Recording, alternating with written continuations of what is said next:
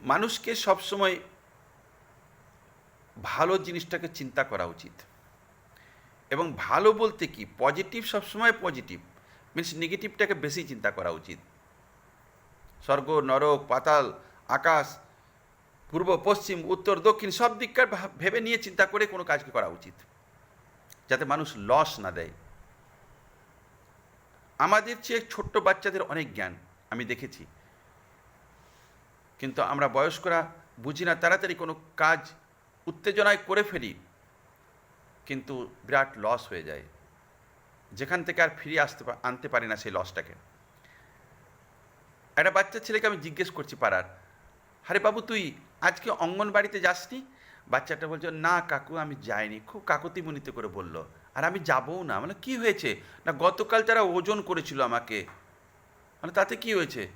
তুই তো ভালো ভালো ওখানে ডিম পাস, খিচুড়ি পাস, সয়াবিন পাস, সবজি পাস, প্যানজামা পাস, পড়াশোনা হয়, যাবি না কেন? তোর সঙ্গে কি হতে পারে? বলছে, না কাকু তুমি জানো না, ওরা গতকাল আমাকে ওজন করেছে, কালকে আমাকে বিক্রি করে দেবে বাজারে।